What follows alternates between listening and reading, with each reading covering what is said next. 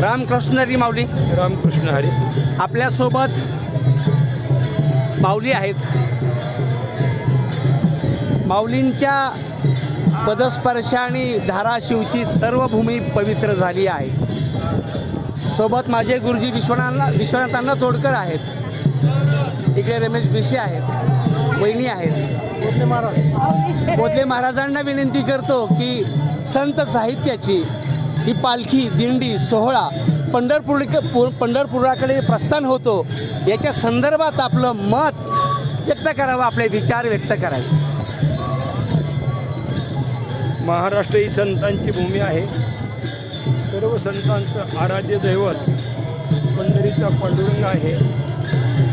आणि पांडुरंगाने सांगितलं, आषाढी कार्तिकी विसरू नका मज, सांगत तसे गुज पांडुरंग. या नियमाला अनुसरून लाखोच्या संख्येने भाविक महाराष्ट्र आणि सीमावर्ती प्रांतातून दिंड्याच्या रूपाने भाविक आपापल्या श्रद्धास्थानाच्या अधिष्ठानाखाली वारीकडे जातात.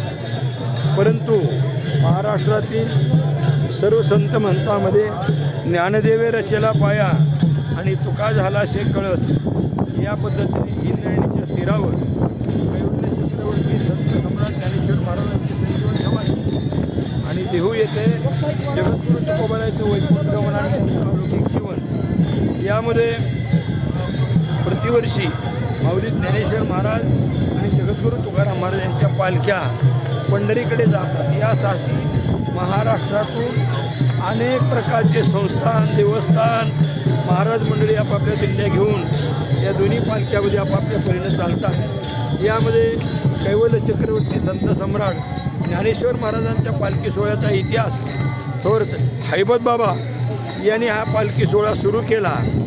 आणि त्या काळामध्ये हैबत बाबांनी संप्रदायातील वास्कर महाराजांची मोठी परंपरा आहे, ते आणि सितुळे सरकार या दोघांच्या माध्यमातून हा पालखी सोहळा सुरू झाला. अनेक महाराज लोकांच्या दिंड्या याच्यामध्ये सामील आहे. या दिंड्यांचं वैशिष्ट्य एवढं आहे की हा मानवतेचा सोहळा आहे. 18 पगड जाती जमातीचे भाविक एकत्र येऊन आता पुढची दिंडी कोणाची, मागची दिंडी कोणाची, भजनानंदामध्ये कोणी कोणाचा विचार पण करत नाही. लोकदली नादी लागली समाधी पुढजन नर आणि नकारे. आज आपण पालखीचं वैशिष्ट्य पाहतो.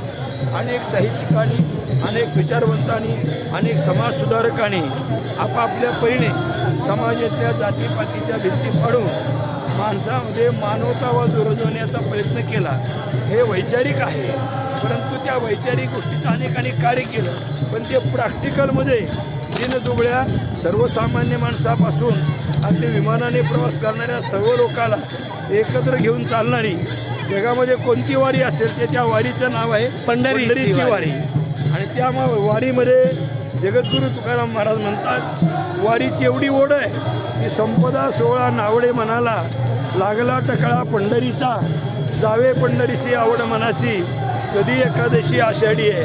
अशा आतुरतेने चाललेले भाविक परत ही सद्गुरू रामचंद्र बोधले महाराजांची दिंडी ज्याने कैवल्य चक्रवर्ती संत सम्राट ज्ञानेश्वर महाराजांच्या पालखी सोहळ्यात रथाच्या पाठीमागे 194 क्रमांकाची दिंडी आहे.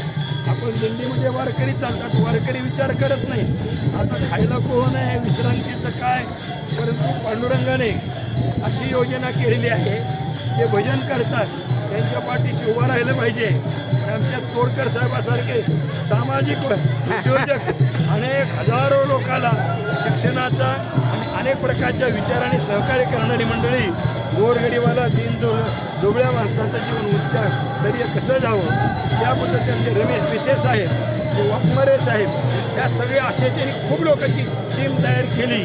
अनेक हे मंडळी म्हणजे सामाजिक स्तरावर काम करणारे ऋषीमुनी संतांसारखी मंडळी. ही सगळी महाराष्ट्रातील मंडळी आपापल्या परिचयाच्या आणि संस्थानाच्या महाराज लोकांच्या पाठीशी उभं राहून अन्नदान असेल, वाहन असेल, त्याच्या आरोग्याची व्यवस्था असेल, अशा सगळ्या व्यवस्था करतात. आणि येताना एकटे येत नाहीत, सहकुटुंब हे सगळेजण सहकुटुंब सहपरिवार आलेले जोडीने येतात. त्याचं कारण असं आहे. आणि पुन्हा गोडीनं येतात, जोडीने येऊन गोडीने येतात आणि गोडीने येऊन आवडीने येतात.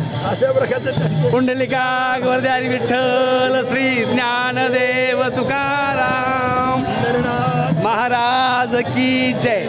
रिपोर्टर भूमिपुत्र भाग महाराष्ट्र लोक विकास.